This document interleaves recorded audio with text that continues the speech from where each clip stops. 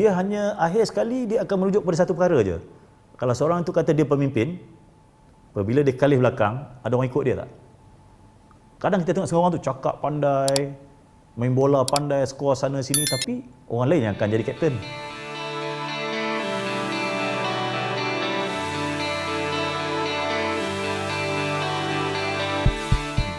Good question. Soalannya bunyi mudah tapi sangat fundamental.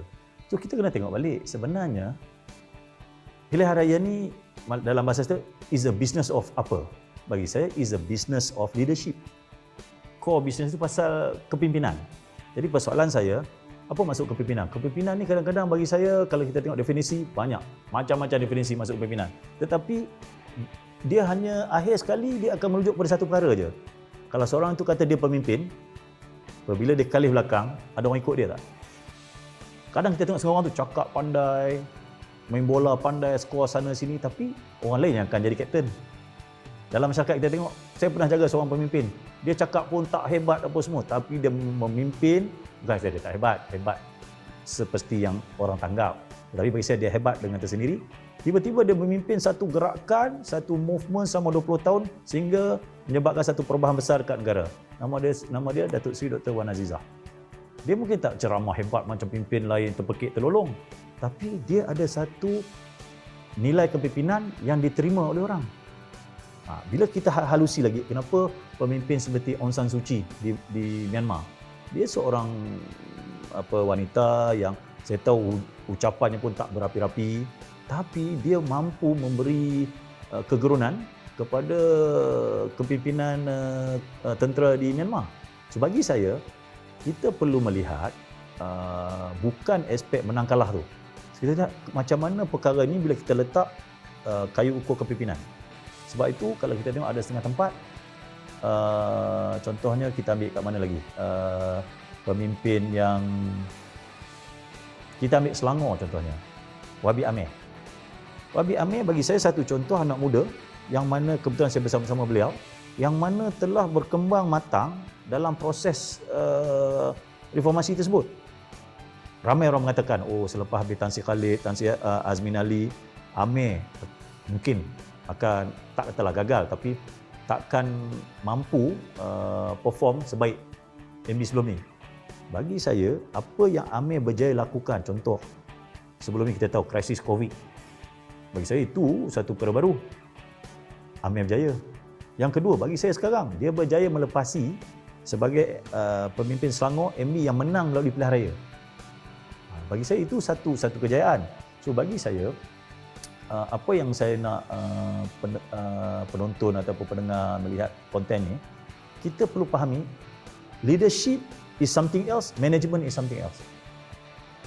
Contohnya, apa yang saya maksudkan sebagai kepimpinan. Kepimpinan ni dia merujuk kepada perkara visi, vision, lepas tu keyakinan, penerimaan.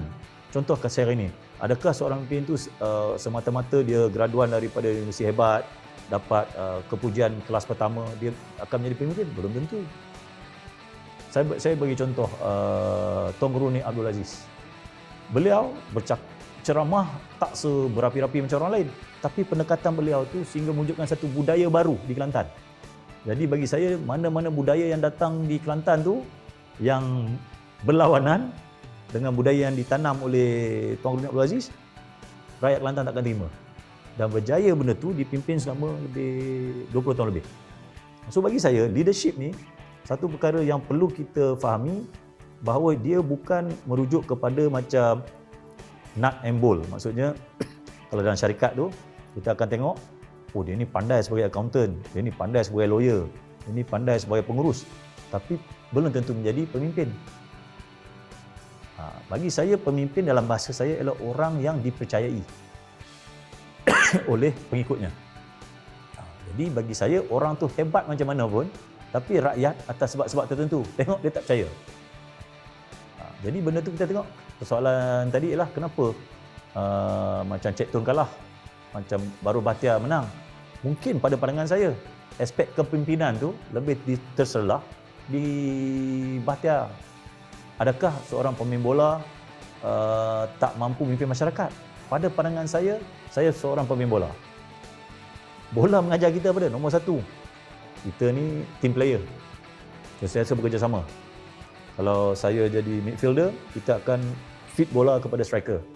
Dan yang akhir sekali, walaupun saya yang skor banyak, tapi yang memimpin kapten saya.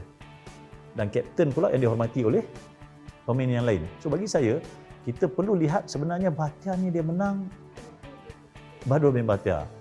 Bahtiar ni ahli parlimen balik pulau kan. So maksud saya tu Badrul Bahtiar kan. So bagi saya, jangan lihat hanya secebis mengenai profesi. Tak penting. Bagi saya yakin sebenarnya untuk jadi seorang pemimpin politik, dia tak memerlukan satu kelayakan sijil yang tertentu. Dia hanya memerlukan satu nilai kepimpinan.